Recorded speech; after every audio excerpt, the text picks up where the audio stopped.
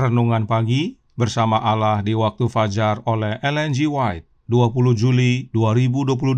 Mari kita berdoa. Bapa kami yang di sorga, Allah pencipta langit dan bumi, laut dan segala isinya, Allah yang maha besar, maha kuasa, sumber segalanya, yang kami sembah selalu melalui anak-Mu yang tunggal, Yesus Kristus. Terpujilah Yesus, anak Allah yang maha tinggi, yang adalah pencipta dan penyempurna iman kami. Pada pagi hari ini kami bersyukur boleh bangun dan berbakti, dan sebagaimana membaca dan mendengarkan nasihat firman-Mu, kiranya ini menjadi pembaharuan bagi masing-masing kami, agar setiap malam kami mengingat nama-Mu, ya Bapa.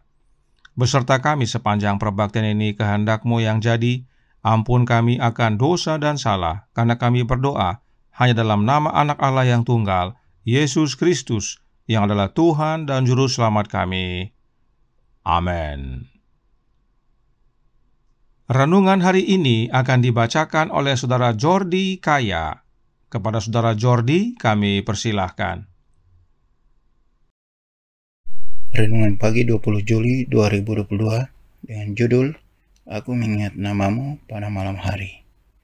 Ayat inti Mazmur 119 ayat 54 dan 55. Ketetapan-ketetapanmu adalah nyanyian mazmur bagiku di rumah yang kudiami sebagai orang asing. Pada waktu malam aku ingat kepada namamu, ya Tuhan. Aku hendak berpegang pada Tauratmu. Pesuruh-pesuruh Allah harus tinggal lama dengan Dia, jika mereka mau memperoleh sukses dalam pekerjaan mereka. Diceritakan bahwa ada seorang wanita tua di Lancaster yang sedang mendengarkan alasan yang diberikan tetangganya demi kemajuan pendeta mereka. Mereka membicarakan tentang bakatnya, tentang gayanya berbicara, tentang cara-caranya. Tidak, kata wanita tua itu. Saya akan katakan apa itu. Orangmu amat erat hubungannya dengan Yang Maha Kuasa. Bila mana manusia berbakti sama seperti Elia dan memiliki iman yang dimilikinya, Allah akan menyatakan dirinya sebagaimana dilakukannya. Bila mana manusia meminta pada Tuhan, sebagaimana Yakub, hasil-hasil yang kelihatan kemudian akan kelihatan kembali. Kuasa akan datang dari Allah sebagai jawaban atas doa yang beriman. Juru Selamat menyukai kesunyian pegunungan di mana ia mengadakan hubungan dengan Bapanya. Sepanjang hari ia bekerja dengan sungguh-sungguh untuk menyelamatkan manusia dari kebinasaan. Ia menyembuhkan yang sakit, menghibur yang berduka, membangkitkan orang mati supaya hidup, dan membawa pengharapan serta kegembiraan kepada yang putus asa. Setelah pekerjaannya untuk siang hari selesai, ia pergi menyendiri, malam demi malam, jauh dari kekacauan kota, dan menundukkan kepala berdoa kepada Bapanya. Sering ia meneruskan permohonannya sepanjang malam, tetapi ia datang dari saat-saat berhubungan ini dikuatkan dan disegarkan, bertenaga untuk melakukan kewajiban dan menghadapi kesusahan. Manusia lemah yang berdosa memiliki kesempatan berbicara dengan penciptanya. Kita dapat mengucapkan kata-kata yang mencapai tata raja semesta alam. Kita dapat berbicara dengan Yesus sementara kita berjalan di tepi jalan. Dan ia mengatakan, Aku berada di sebelah kananmu. Pelayanan Injil, halaman 227-229. Terima kasih. Terima kasih atas penata layanan Saudara Jordi. Tuhan Yesus memberkati. Selamat pagi saudaraku dalam Tuhan. Dikatakan, jika kita mau sukses dalam pekerjaan, khususnya dalam pelayanan Tuhan, kita harus tinggal lama dengan Allah. Allah yang manakah yang dimaksudkan? Mari kita baca kembali ayat inti renungan hari ini dalam Mazmur 119 ayat 54 dan 55. Ketetapan-ketetapanmu adalah nyanyian mazmur bagiku di rumah yang kudiami sebagai orang asing. Pada waktu malam aku ingat kepada namamu, ya Tuhan. Aku hendak berpegang pada Tauratmu. Allah yang dimaksudkan adalah Tuhan dalam huruf besar. Nama Tuhanlah yang kita ingat pada malam hari. Siapakah Tuhan dalam huruf besar ini? Ingat bahwa Tuhan dalam huruf besar diterjemahkan dari kata Ibrani Jehovah dan Dia adalah Allah Bapa. Roh Nubuat berkata dalam The Acts of the Apostles halaman 209 paragraf 3, berkata, salib membawa kita lebih dekat kepada Allah, mendamaikan kita dengan Dia. Dengan belas kasihan seorang Bapa, Yehova memandang kepada penderitaan yang ditanggung oleh anaknya, supaya menyelamatkan bangsa itu dari kematian yang kekal dan menerima kita sebagai yang dikasihi. Nyonya White sering sekali menggunakan kata Yehova dalam tulisannya untuk menyatakan Allah Bapa. Sayangnya dalam terjemahan bahasa Indonesia jarang digunakan. Karenanya jelas bahwa Yehova itu adalah Allah Bapa. Tuhan dalam huruf besar adalah Allah Bapa. Yehova itu adalah namanya Allah Bapa. Karenanya pada malam hari kita mengingat nama Allah Bapa, yaitu Yehova. Mereka yang bersatu dengan Allah Bapa, dialah yang sukses dalam pekerjaan. Contoh, pendeta yang melayani di Lancaster sebagaimana kisah dalam renungan pagi hari ini. Setelah mendengar kesaksian tetangganya, sang wanita tua tersebut berkata dalam Bersama Allah di Waktu Fajar halaman 222 paragraf 1. Orangmu amat erat hubungannya dengan Yang Maha Kuasa. Sang pendeta tersebut berhasil dalam pelayanan karena memiliki hubungan erat dengan Yang Maha Kuasa. Siapakah dia? Suratnya nomor 306 tahun 1903 paragraf 12 menjawab. Tetapi jika sorga berharga bagi Anda, pegang tangan Yehova yang Maha Kuasa. Yang Maha Kuasa itu adalah Yehova, dan Yehova adalah Allah Bapa. Karenanya yang Maha Kuasa itu adalah Allah Bapa. Sang pendeta tersebut berhasil karena dia bersatu erat dengan Allah Bapa. Dan demikianlah hidup Yesus. Renungan hari ini berkata dalam Bersama Allah di Waktu Fajar halaman 222 paragraf 3. Berbunyi, Juru Selamat menyukai kesunyian pegunungan, di mana ia mengadakan hubungan dengan Bapanya. Inilah rahasia keberhasilan Yesus saat melayani di dunia ini. Yesus bersatu erat dengan Bapanya. Yesus berdoa kepada Bapanya. Renungan hari ini juga melanjutkan dalam Bersama Allah di Waktu Fajar, masih dalam halaman 222 paragraf 3. Dikatakan, setelah pekerjaannya untuk siang hari selesai, ia pergi menyendiri, malam demi malam, jauh dari kekacauan kota dan menundukkan kepala berdoa kepada Bapanya. Inilah rahasia kemenangan Yesus, keberhasilan Yesus. Dia bersatu erat dengan Bapanya. Yesus tidak pernah berkata-kata dan bertindak dari dirinya sendiri. Yesus selalu andalkan Bapanya. Contoh, waktu Yesus membangkitkan Lazarus, banyak umat yang tidak sadar bahwa Yesus sepenuhnya mengandalkan Bapanya dalam membangkitkan Lazarus. Roh Nubuat mencatat dalam Kerinduan Segala Zaman buku kedua halaman 154 paragraf 2. Kristus melangkah lebih dekat ke kubur.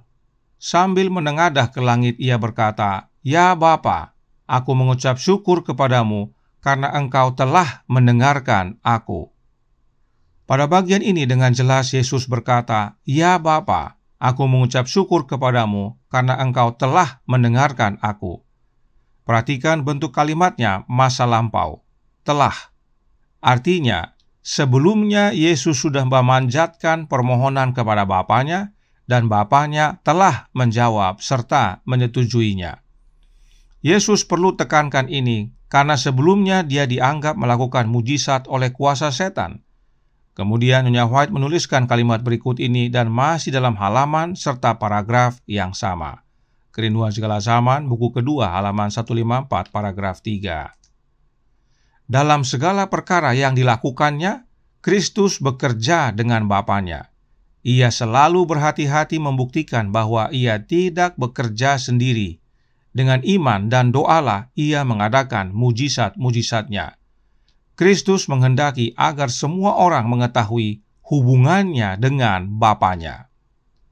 Kutipan ini masih berhubungan dengan peristiwa kebangkitan Lazarus. Dikatakan dalam segala perkara yang dilakukannya, Kristus bekerja dengan Bapanya. Jika disebut dalam segala perkara, maka itu termasuk membangkitkan Lazarus. Itu sebabnya tadi Yesus berkata, "Ya Bapa, aku mengucap syukur kepadamu karena Engkau telah mendengarkan aku." Yesus berdoa terlebih dahulu kepada Bapanya dan Bapanya jawab. Itu sebabnya kalimat yang berwarna hijau berkata, "Ia selalu berhati-hati membuktikan bahwa ia tidak bekerja sendiri. Dengan iman dan doalah ia mengadakan mujizat-mujizatnya." Jelas bahwa dalam melakukan mujizat, Yesus tidak melakukan sendirian, tetapi dengan Bapanya, dan itu adalah hasil iman dan doa. Ini prinsip penting yang umat Allah harus mengerti.